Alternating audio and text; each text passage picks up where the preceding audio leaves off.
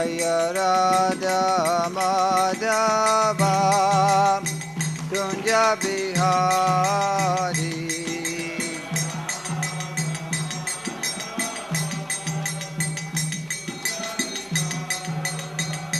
Jaya Radha Madhava Kunja Bihari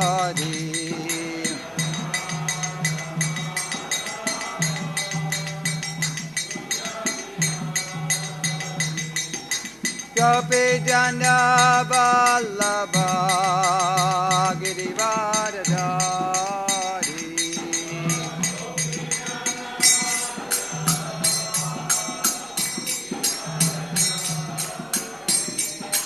Gopi Jana Vallabha Girivardhari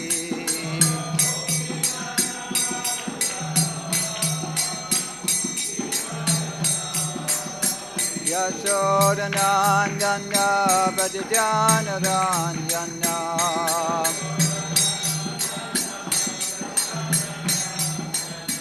Yashodanandana Vajjana Ranjana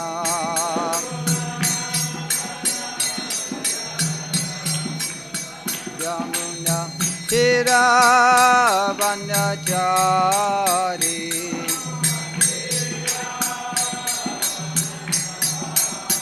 Yamuna Tiravanachari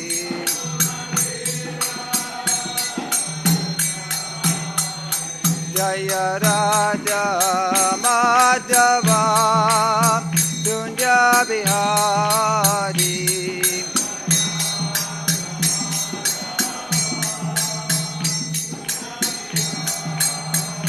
Jaya Radha Madhava Kunja Bihari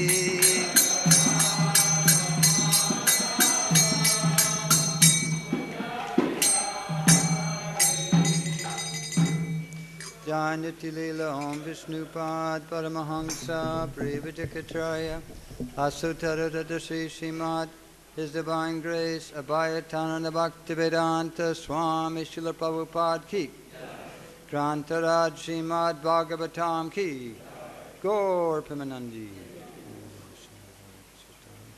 Bhaktivedanta Samanitanane Namaste Saraswate Gauravani Kacharane Nivasesha Sanyavadi Pastatadi Satarane Om Namo Bhagavate Vasudevaya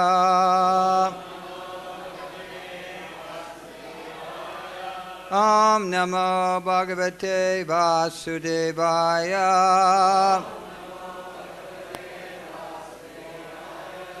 Om Namo Bhagavate Vasudevaya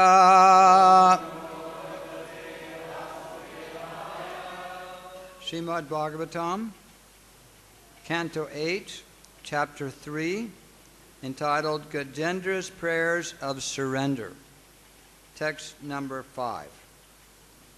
Kalena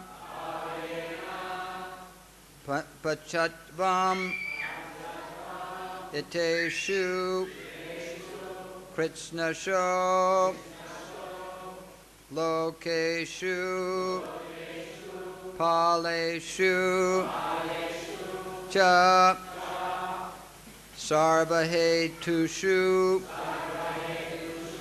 Tamas Tadasid Gahanang Gambirang Yas Tasya Pare Vivirajyate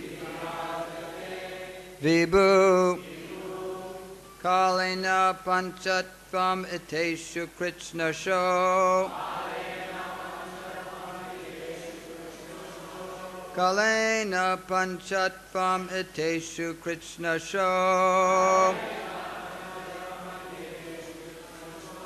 Lokeshu Paleshu Tasarvahetushu Lokeshu Paleshu Tasarvahetushu Tamastadasid gahanangabirang. Tamastadasid gahanangambirang. Yastasya pare vivirajate vibhu.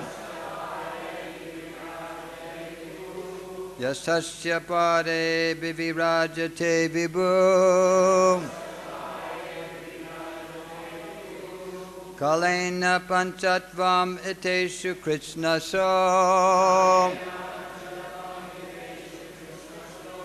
Lokeshu baleshu tasarvahetushu. Tamastadasid gahanangambirang. Yastasya pare vivirajate vibhu.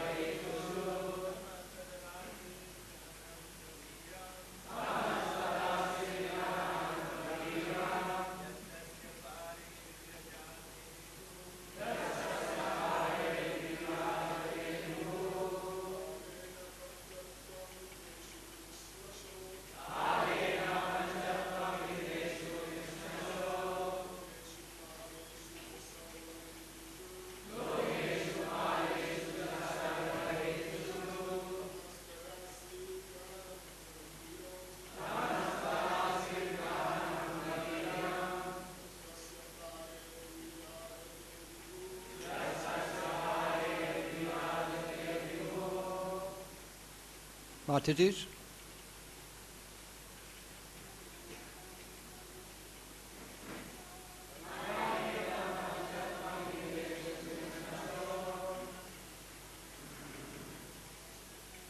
Lokeshu baleshu tasarvahetushu. Mastadasid gahanangambirang. Yastasya pare vivirajate vibhu. Kalena panchatvam iteshu krishna so. Lokeshu baleshu tasarvahetushu. Tamastadasid gahanangabirang. Yastasya pade vivirajate vibhu. Kalena panchatvam iteshu krishna so. Lokeshu baleshu tasarvahetushu.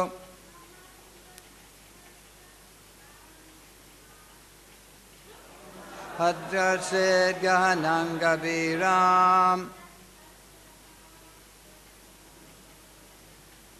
Yastasya pare vijivrajate vibhu. What else? All right. Kalena. In due course of time. After millions and millions of years. Pachatvam, when everything illusory is annihilated. Iteshu, all transformations. Krishna Sha, with everything within this cosmic manifestation. Lokeshu, all the planets, or everything that exists.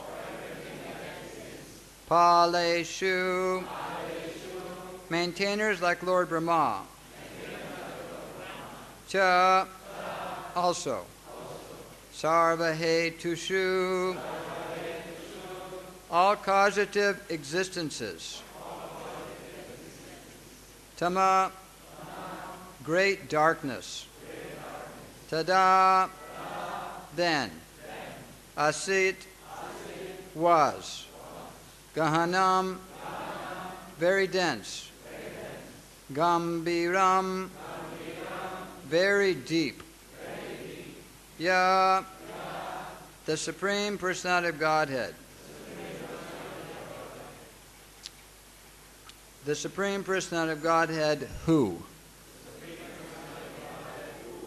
Tasya, this dark situation. Pare, over and above. Abhivirajyate, exists or shines. Vibhu, the Supreme. Translation.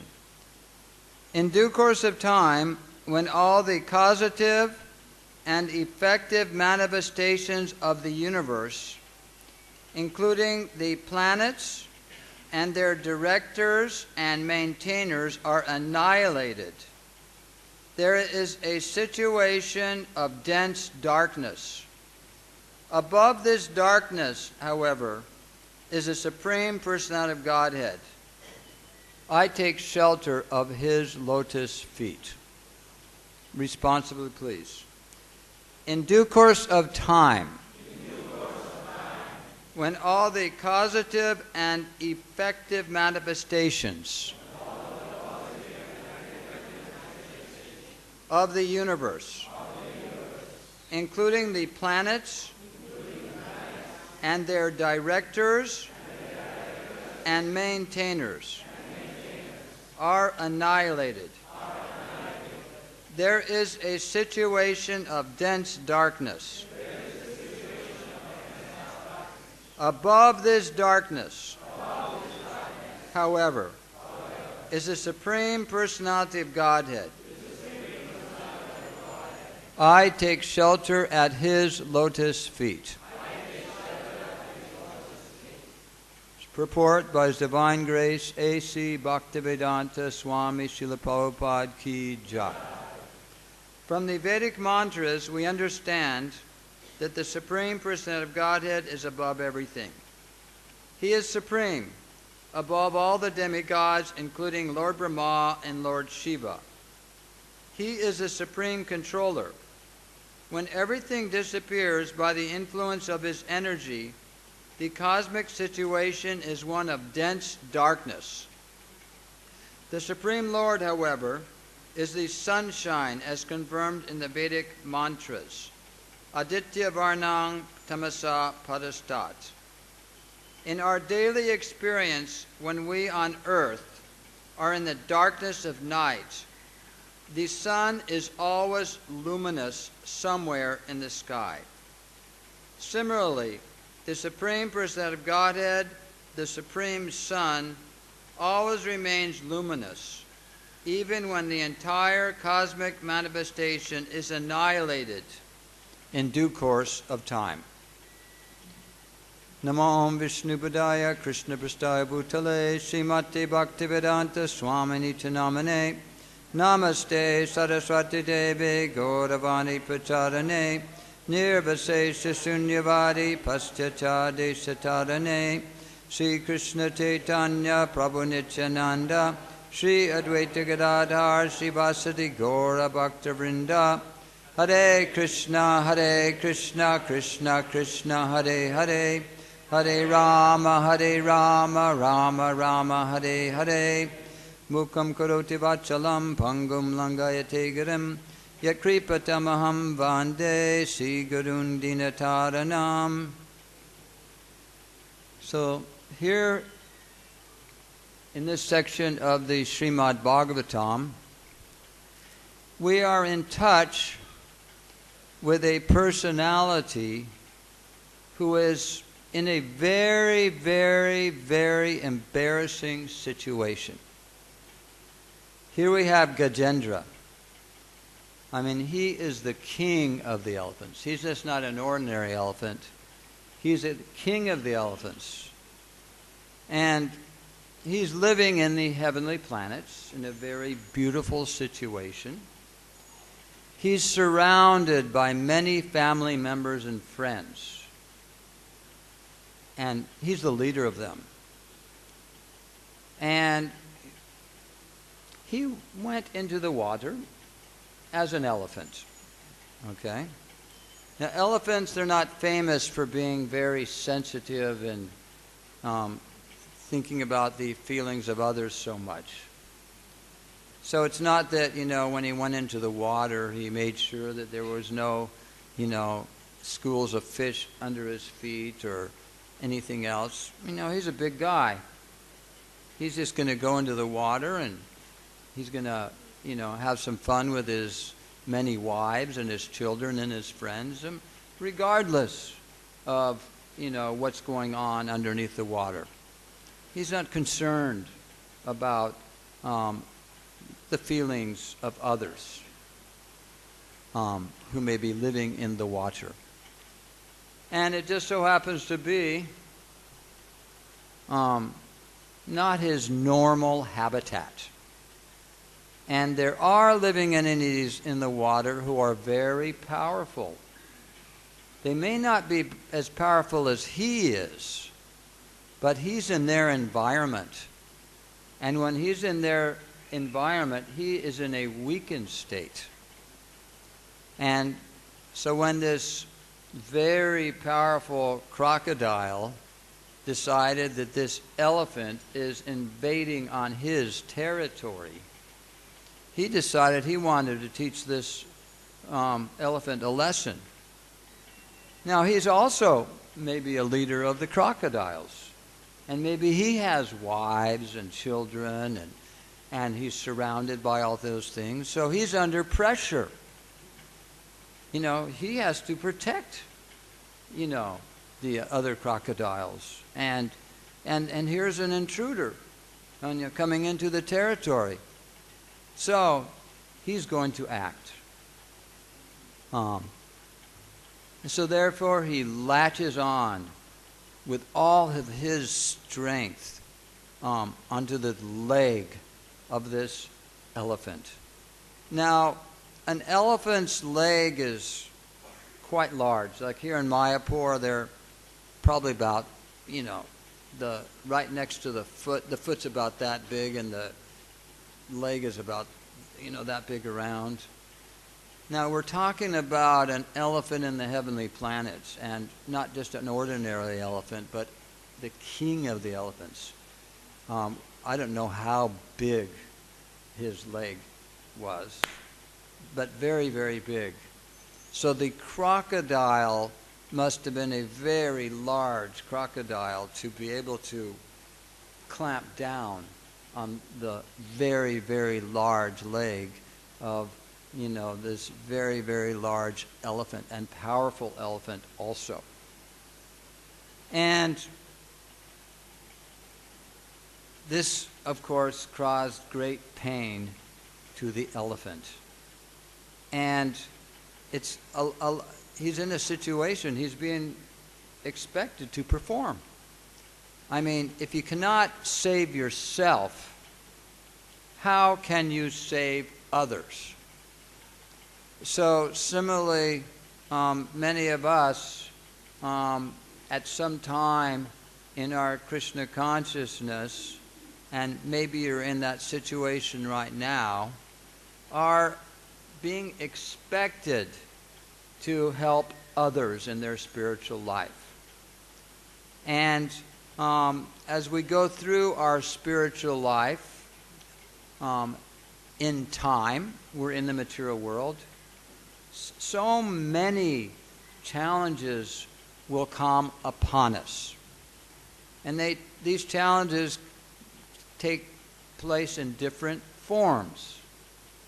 There's the challenge of the senses, like the opposite sex. That's the chief example one always gives. It's a big challenge for a man, when he sees a beautiful woman. Can he maintain his composure? Can he keep his mind fixed? He's a married man. He has children. He has relatives. And can he not pursue what the senses want him to pursue? All right? So there's a challenge there. There's also the challenge for a man who has a family to provide for his family.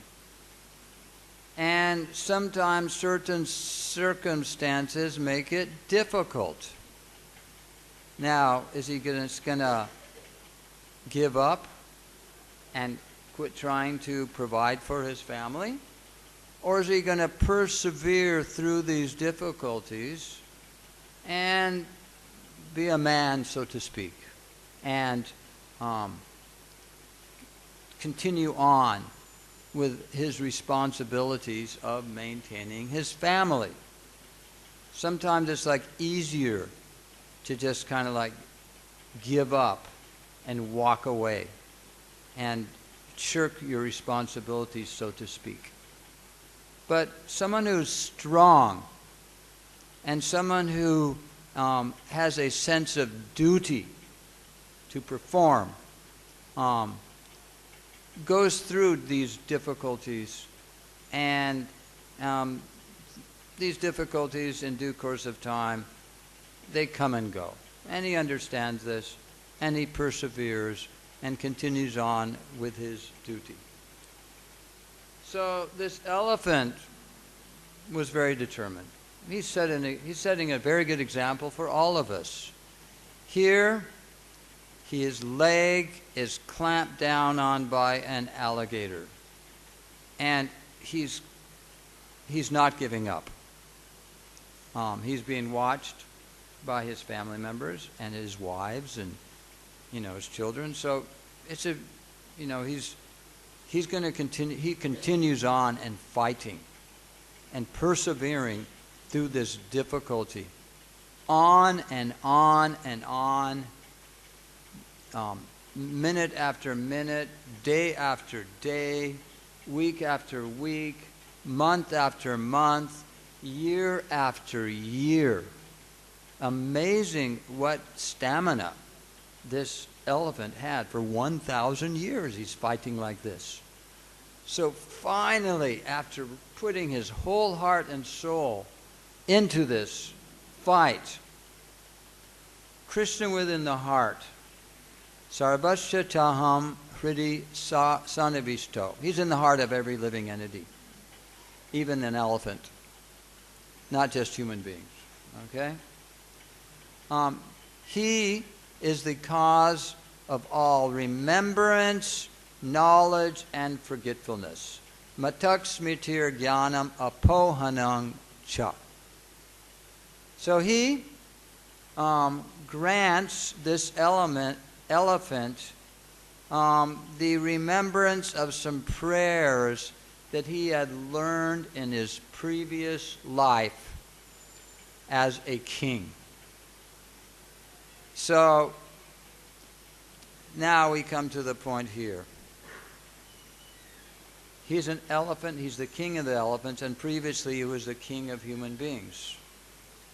So yang vapisvaram bhavam tajantanti kalevaram. He carried his consciousness with him from that body of the king to be an elephant body.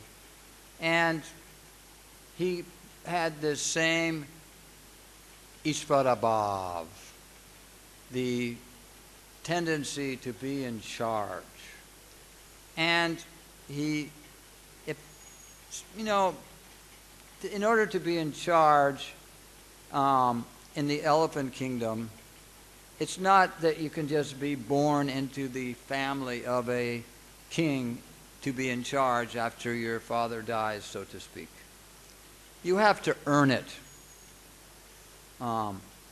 You have to show prowess. You have to show strength.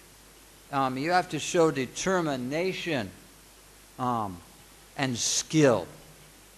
In the animal kingdom, it is might makes right. There is no etiquette. There is no, ancestral, favors.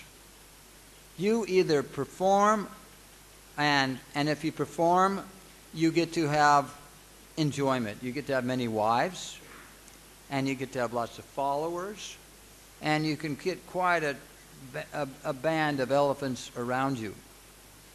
But if you wimp out and don't perform, you're defeated. You may have to be a brahmachari, a forced brahmachari, the rest of your life, never ever being able to get married, because you have to win the women in the animal kingdom.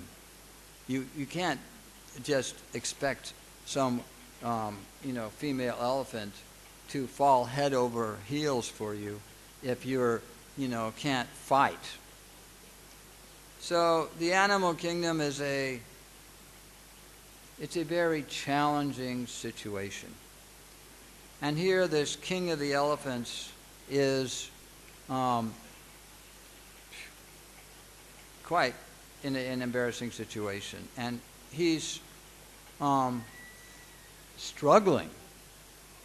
And Krishna within his heart grants him the memory of prayer. And so then he's reciting these prayers. Now, I don't know what language he's speaking in. These details aren't there. But Krishna can understand all languages. It's in the Krishna book. He's very expert at talking to people of all different languages, including animals.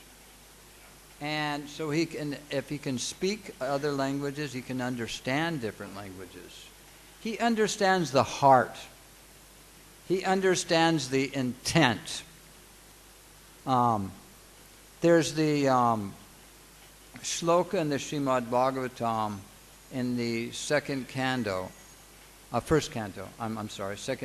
First chapter actually, one of the first slokas. Nirmatsarata satam. That this Bhagavatam, it kicks out all cheating religion. So you can't hide from Krishna your intent. I mean, you may be very expert at chanting prayers. Like you may know the whole Brahma Samhita, you may know the whole 11th chapter of Bhagavad Gita, and you may be able to, put on quite a show. But if you're not really praying with humility and seeking, trying to please the Lord, submitting to the Lord, surrendering to the Lord, believe me, He knows it. And He's not going to come to you unless you have the proper attitude. Ye yatam mam prapadyante tang sataiva bhajamyaham.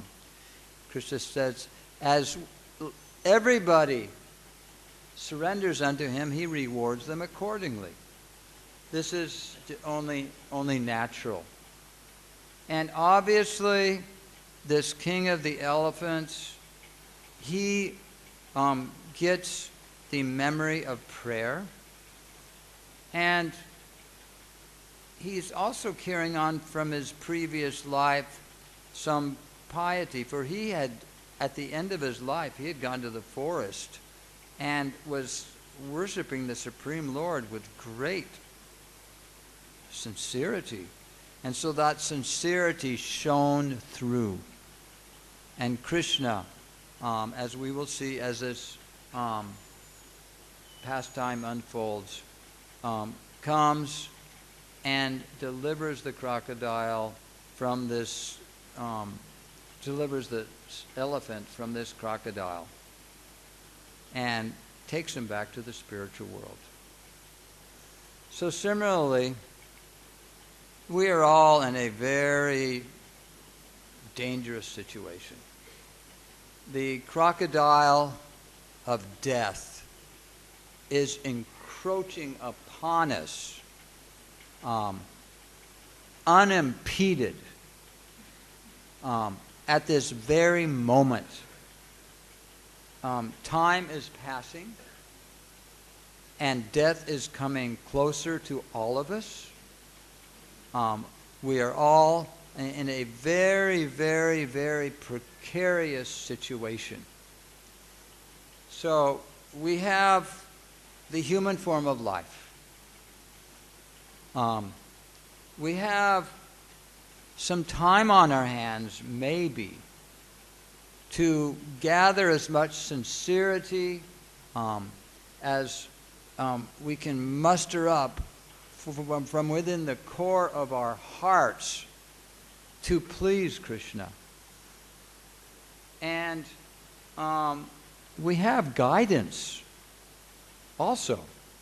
Now, the elephant didn't have any guidance.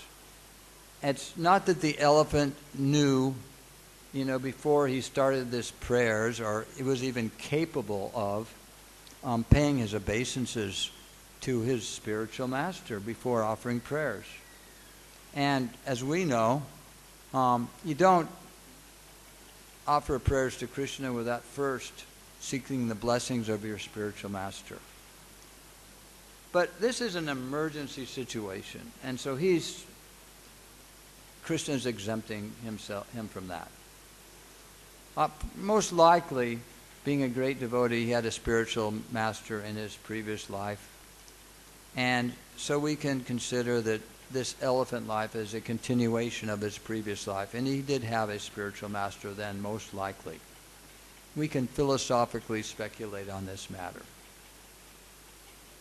But in his present life, doesn't have the knowledge, and maybe he didn't even have the capability of following all these rules and regulations.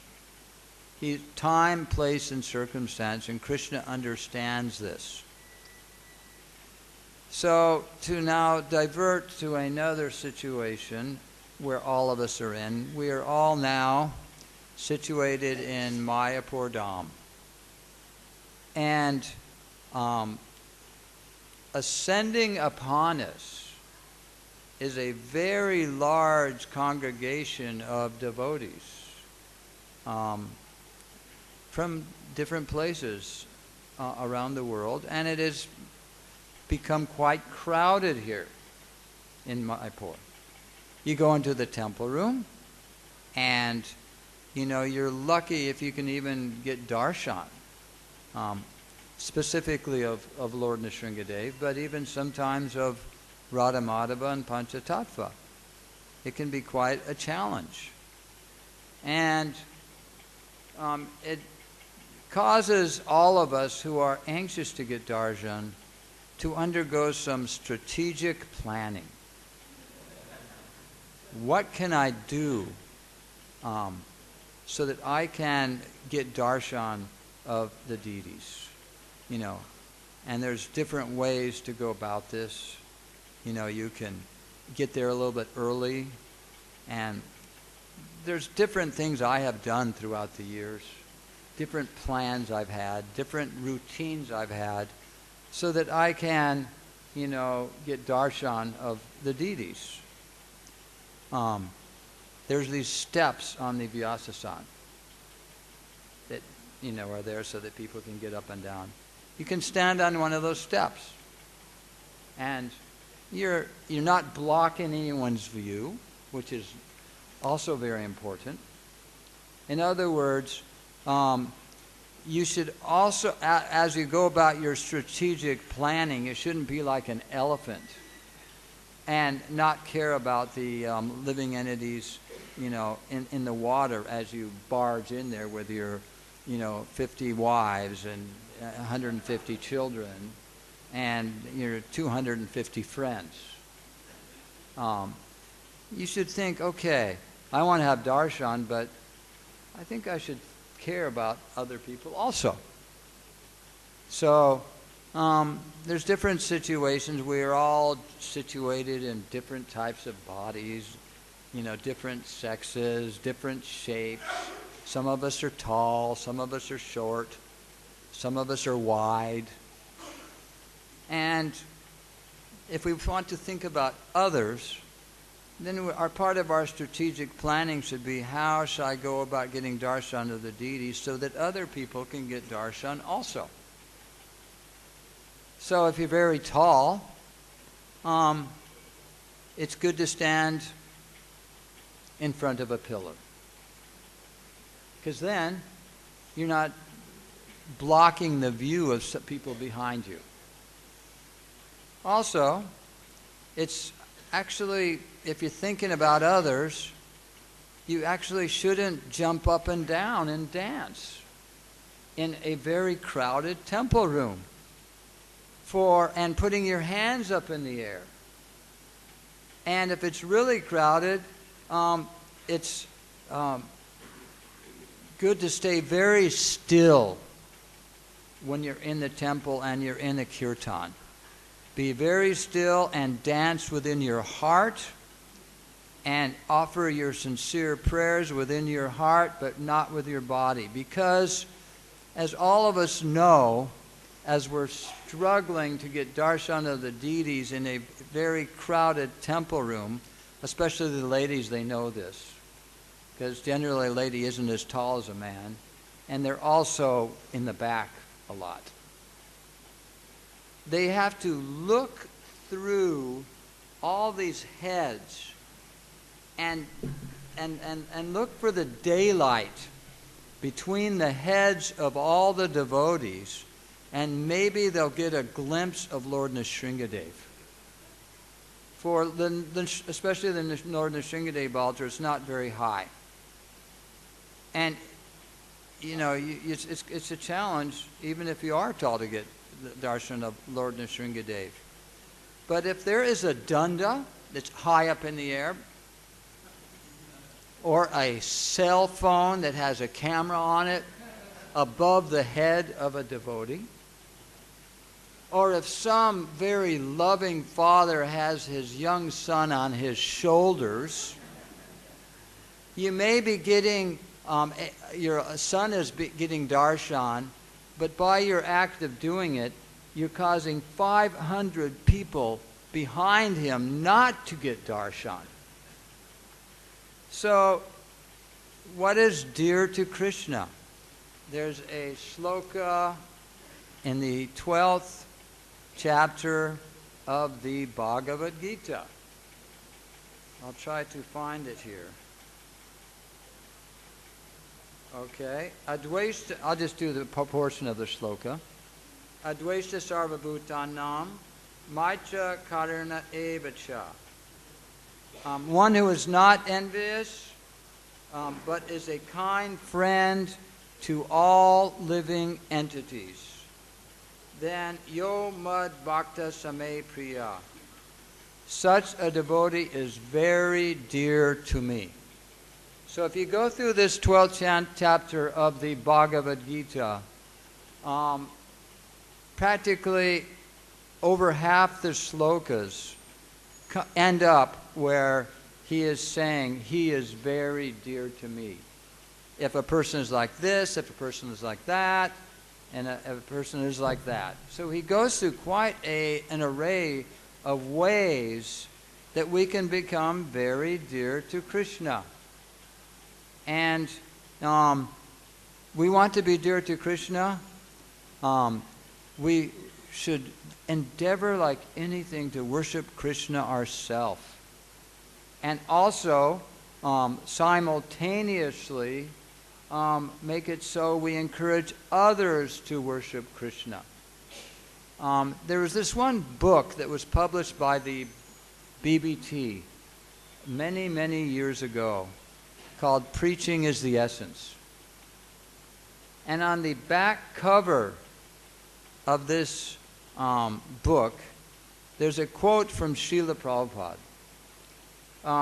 the gist of it is, Srila Prabhupada is saying that this Krishna consciousness movement, it is all-encompassing because it simultaneously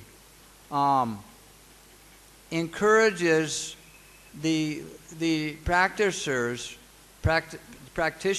of Krishna consciousness to very, very sincerely, from in the bottom of their hearts, practice Krishna consciousness themselves, and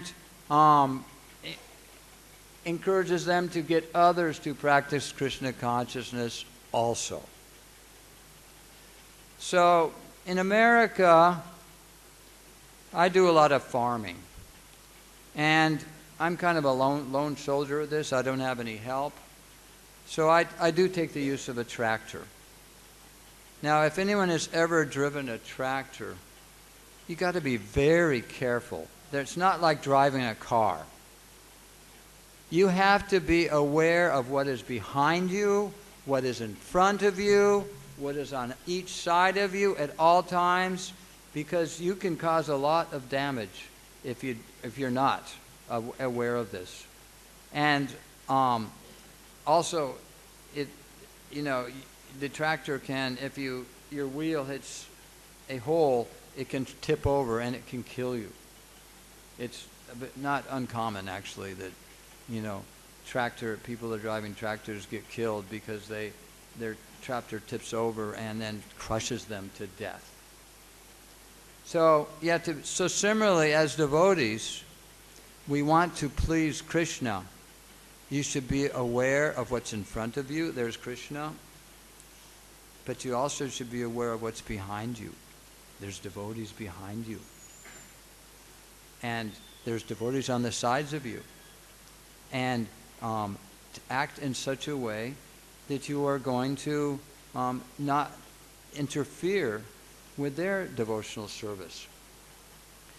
So there's a lot more we can do than just not carry our kid on our shoulders and not stick our cell phones and dundas high up into the air, and even tilt our heads side to side in rhythm to the music.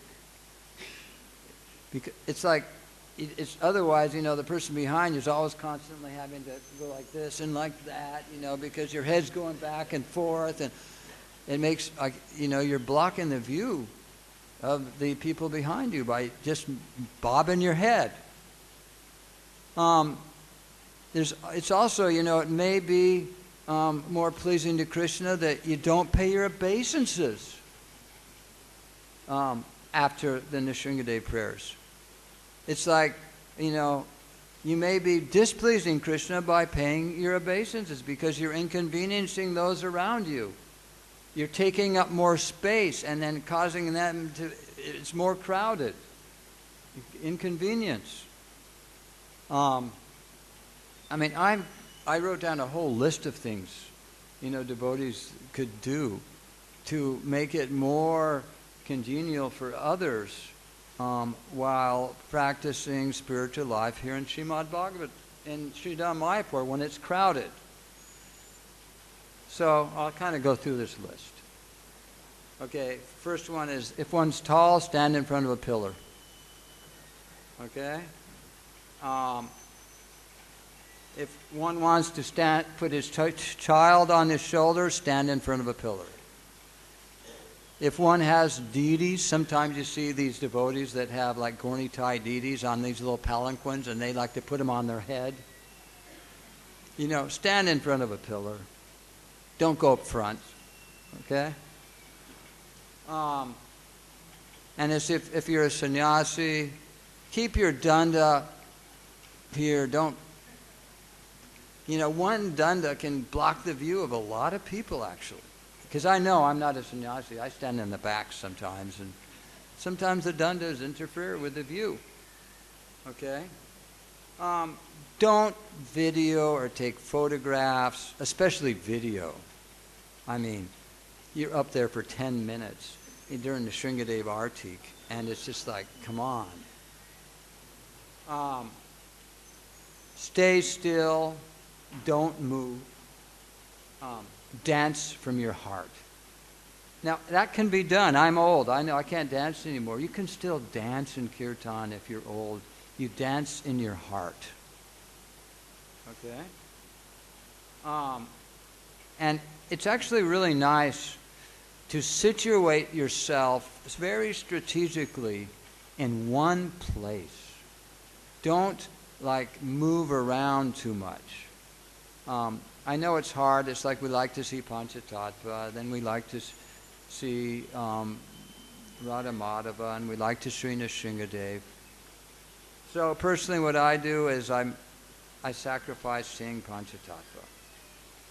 And I situate myself in front of Radha Madhava in such a place where I can also see Lord Nrsingadev. When the Radha Madhava altar closes and then Nrsingadev opens, all I have to do is just go, and I'm there. I'm giving away something here. It's going to probably be very crowded at this spot tomorrow. And then I'm also situated where I can be with Tulsi Devi.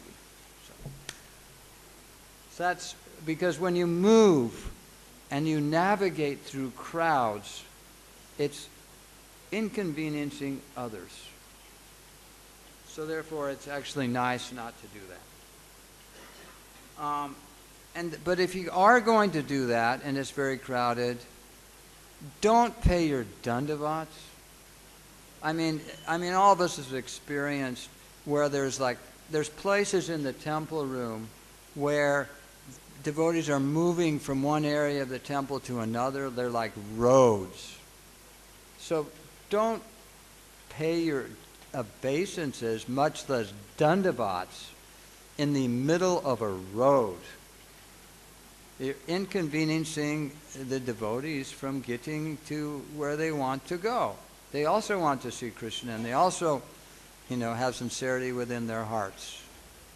So it's best, if you're going to pay your obeisances, just find some little corner, by a pillar or something, and pay your obeisances, and leave the temple room, leave Panchatattva temple room, and go to the Radha Madhava temple room like that. Also, there's so many things you can think about. If you're, in the Samadhi or in the Radha Madhava temple, and you're on the Parikram path, leave the Parikram path open. So, devotees that are chanting their japa while walking around the deities can do so freely without having to think about going around and being like in a car race and weaving in and out of the, devotees who aren't as fast as they are. Like here in India, when you drive on the roads, which way do you drive? You drive on the left side. So, drive on the left. Walk on the left. And if you're fast, you can walk on the right. And this way they'll be smooth, and everyone can very peacefully execute their chanting of their japa while they're walking around. And if, you're with friends, don't stop in the middle of the Parikram path and talk. You're blocking the traffic. In America, you can get a ticket for that. Let's see what else I got written down here. Okay. I'm sure we could all think of so many things. And we could probably get a pamphlet to pass around to all the visiting guests and the pilgrims so that actually life could be a lot more peaceful and congenial here in Mayapur when there's crowds. So, but it's never going to go away. There's always going to be inconveniences. You can try your best. You can make so many rules and regulations and, try to, get it so everyone, acts in such a way so everything's smooth and everyone gets to see the deities and everyone. But life is never perfect in this world.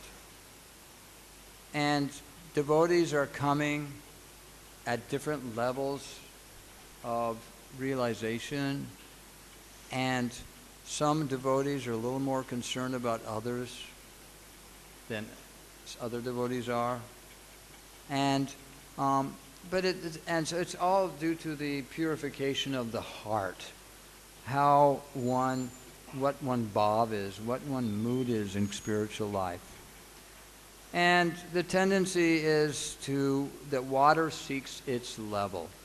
And you may hear talk like this in the Srimad Bhagavatam, but when push comes to shove and you're a crowded temple room, you'll probably revert back to your natural tendencies, whatever they may be.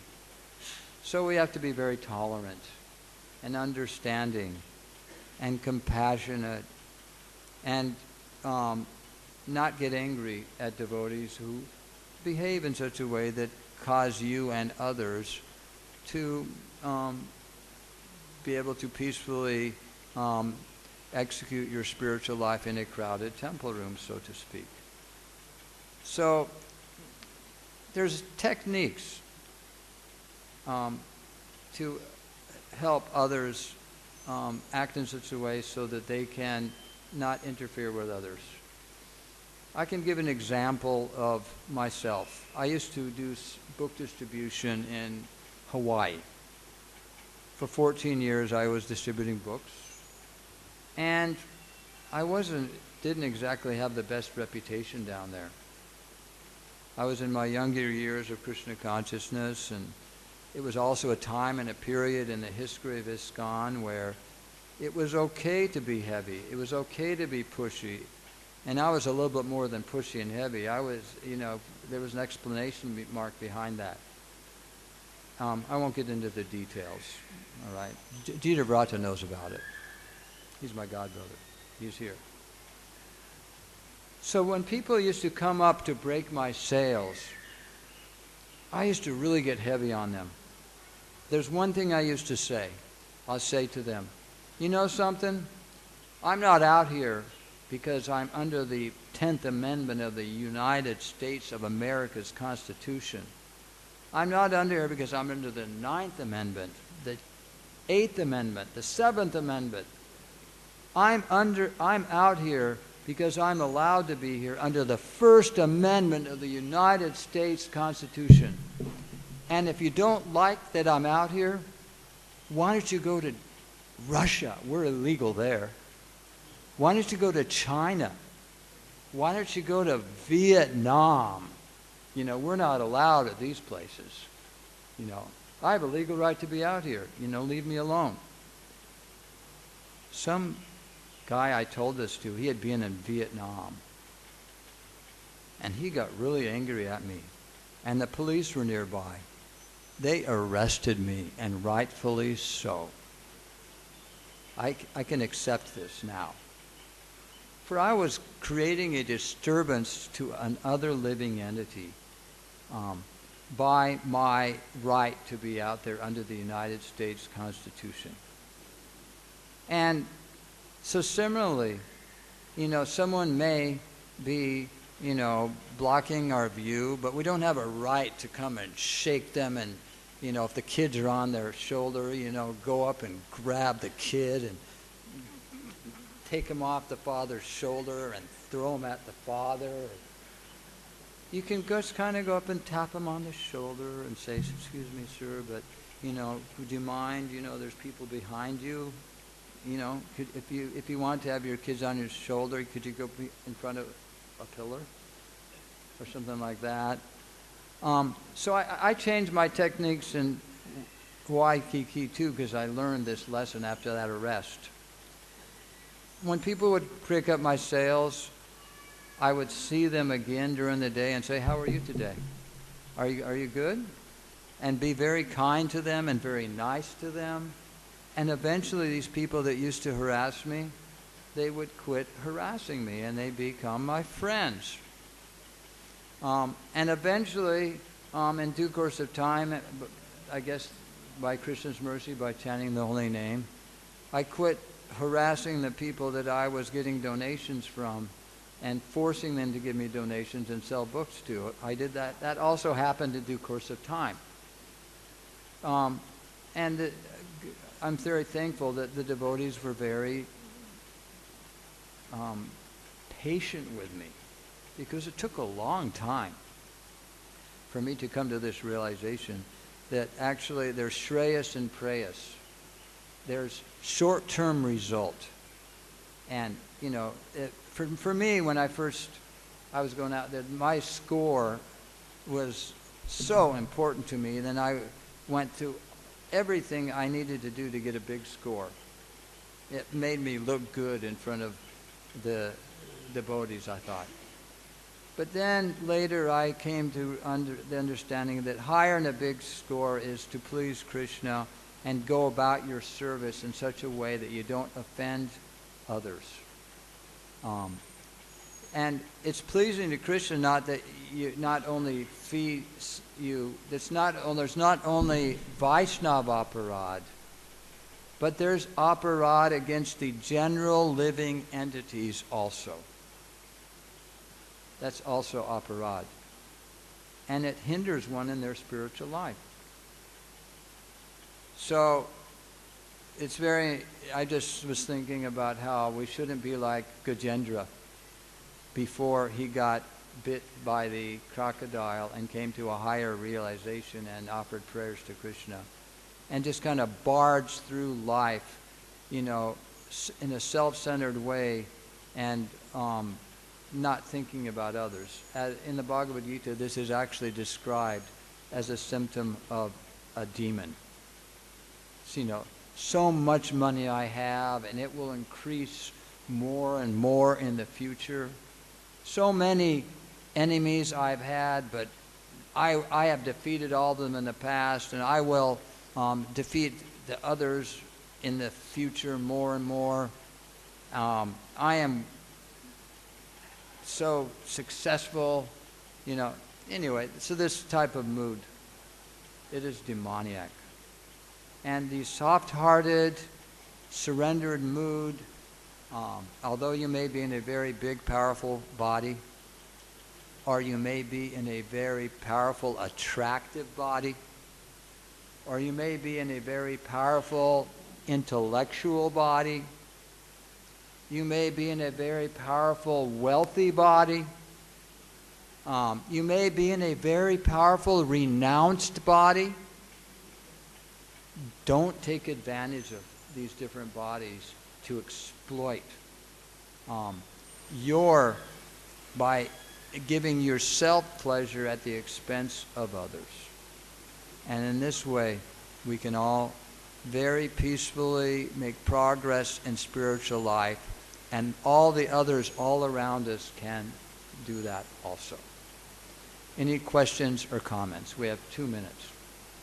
Yes, Prabhu. He was the one, he's from Hawaii. He knows what I used to do. This is Tita Brata. And look how humble he is. There's seats here for Prabhupada disciples, but he's sitting on the bare floor. So if anyone sees him again in the future, and offer him a seat. Okay? Hare Krishna. Is there a microphone? No. Okay.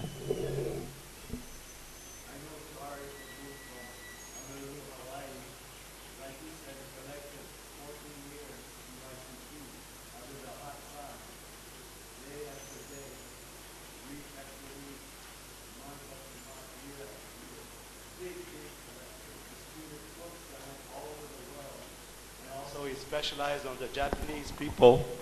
He collected from the Japanese people millions of dollars, built Vrindavan, built Mayapur, and maintained the temple. He's the most austere devotee I've ever seen in my life, and most steady. You know, don't believe him that he's abused the people for their purification. You know, the Japanese committed so many atrocities. World War II in China also, they were monsters. You know. That's the least they could have done, you know. Okay, it's 2 minutes up. I'd like to say one thing. I used that line to the Japanese couple at one time. You bombed Pearl Harbor. Pay for it. It goes to show that actually I was out of line. And I said it one time in my whole 14 years, that line. And it was printed in an article in Time magazine. Just to go show its disservice to Srila Prabhupada for being in this type of mood. Anyway, Hare Krishna. Thank you, Jivarata. Thank you, everybody. Yes, Kay, one more.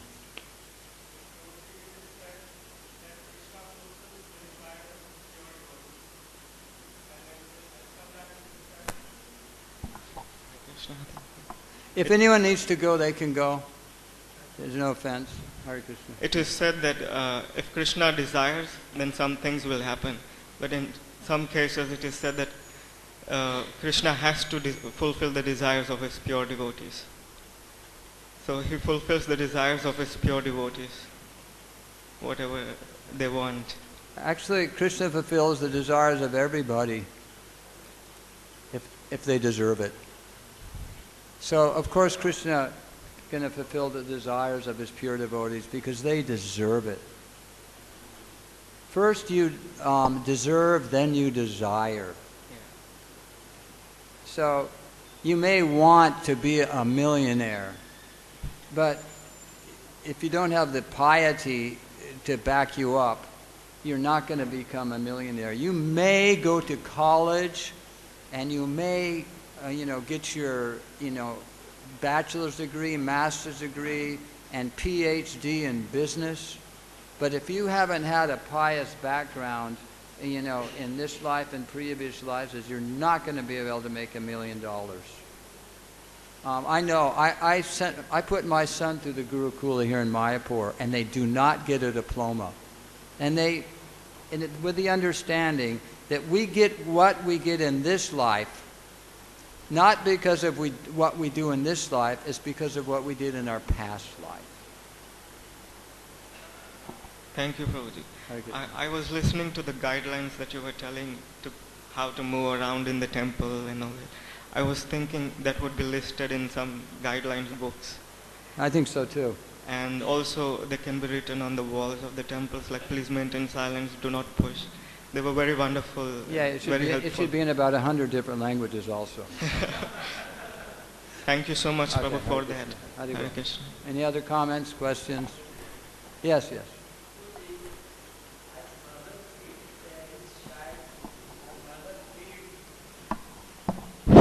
As mother feed his baby milk when he cries, because she doesn't know when her baby need to give milk, so she waits for the baby crying.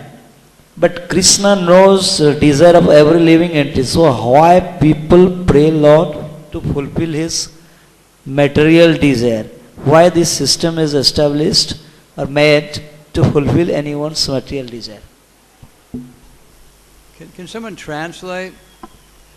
I speak American English. Where are you from? Orissa. Orissa. He speaks Oriya English. Okay. I can get maybe 50% of what he said. Did anyone understand that speaks my form of English? Is it why does Krishna cause people to suffer? I mean to say that Krishna knows everything. Yeah. So why people pray to Lord Krishna to fulfill his desires, material desires? Okay. If Krishna knows everything, why do people cry? Why the system why do people is pray made? to Krishna for material desires? Because they have a contaminated heart. But it's still good. Akama sarvakama va moksha kama udadadi tevrena bhakti yogayana yajeta purusham param. Regardless of what condition of life you're in, you worship Krishna. And if you're in a lower stage of conditioning of your heart, you will pray to Krishna for your material desires. And maybe he'll give them to you if you deserve it. And you may pray to Krishna for your material desires, and he may fulfill them for you, but then you come to the realization that these material desires don't fulfill me. They don't cause me any happiness. And he'll arrange that to happen. And so then you will no longer pray to him for material desires in the future. There's so many ways Krishna acts. And he acts with all of us individually for our eternal benefit. Okay? Because he's kind to every living entity. He's not partial. Okay? Okay, I think I'll end here. Srimad Bhagavatam ki. Srila Prabhupada ki.